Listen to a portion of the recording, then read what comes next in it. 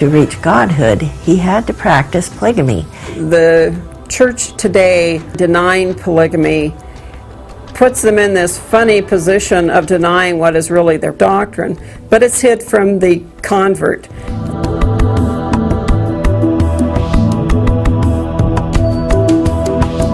Basically, the fundamentalists and the Mormons aren't that different. Both mainline Mormons and fundamentalist Mormons believe in the exact same doctrine that one day a faithful man is going to become a god.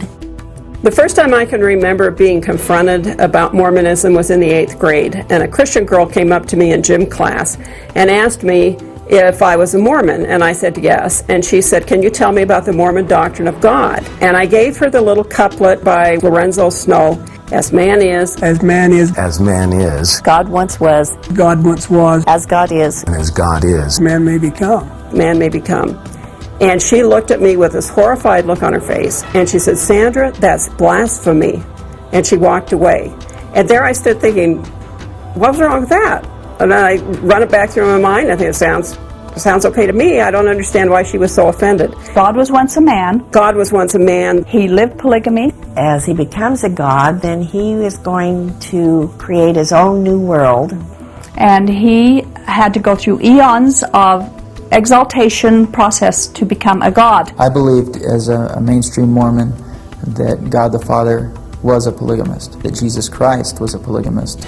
We were taught that God the Father is the husband of many wives in heaven.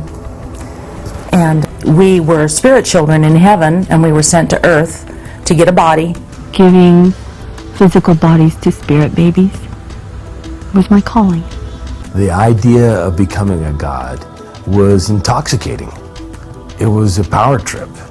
And we all understood that man's hope was to someday go on to godhood to run his own world. The rationale for polygamy in the whole Mormon scheme is that's the way it's lived in heaven in the first place. The concept of polygamy came from a doctrinal idea that man is going to progress to godhood and someday he's going to go off to procreate all the spirits of the children that'll go to his world. Our husband would become a god. We would be called goddesses. I could become a goddess if I did everything just right. All these goddess wives. Become a goddess. We would be wombs for him to use to populate his own worlds. The polygamy thing and the Godhead thing go hand in hand, right? It isn't possible for one god with one goddess wife to make all those spirit babies that come down and live on earth. So this is where polygamy solves the situation. If a man / God has 1,000 wives, he could certainly populate his new world faster. And so these people who are now down here on the earth and working out their salvation to become gods are going to have multiple wives to populate their world that they make.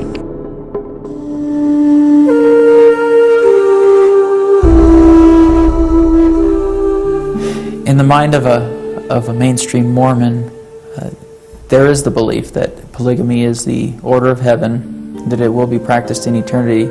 Back in the mainline Mormon church, I was teaching a gospel doctrine class that one day they would definitely have to live polygamy. And the wife of one of the members of the bishopric came over and sat on my couch and shed bitter tears over the fact that she knew she could not share her husband with anybody else. She was so madly in love with her husband.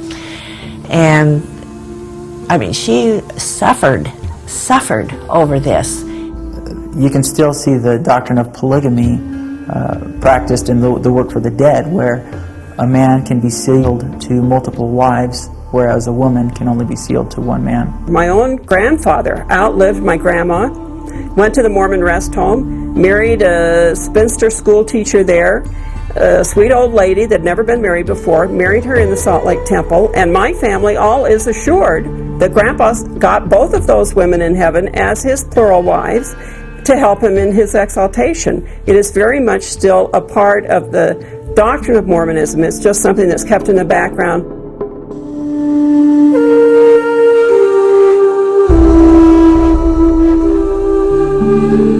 I was raised in Colonia LeBaron in Mexico. My dad had 2 wives, my mom, and he married a Mexican lady named Maria, and had a large family with her also.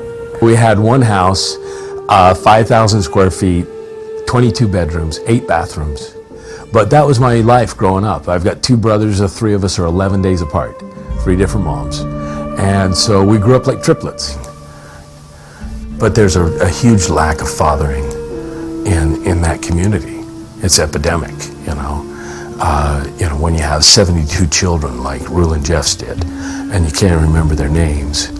My dad had 27 kids of his own, and I suffered under striving and trying to get my dad's approval. My dad would never own up that I was his. My birth certificate says Roy Mackert is my father. There's no such person. Clyde Mackert is my father. You know, he would know me. That hurts real deep. If you live in a polygamy group, you have to lie. One way or another, even if you don't live polygamy in a polygamy group, there has to be lie and deceit in your life. There has to be, because there's always a cover-up. You're told to cover up, you're told to lie, you're taught how to lie. You have to lie to protect the group. My dad went to prison in '53 because he refused to break the law of celestial marriage, which is polygamy.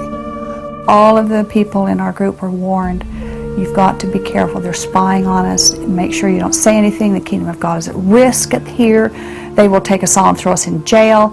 Just be sure that you and your children do not say anything, because anybody who reveals anything that goes on in this group will be doomed to eternity as a son of perdition in the deepest depths of hell.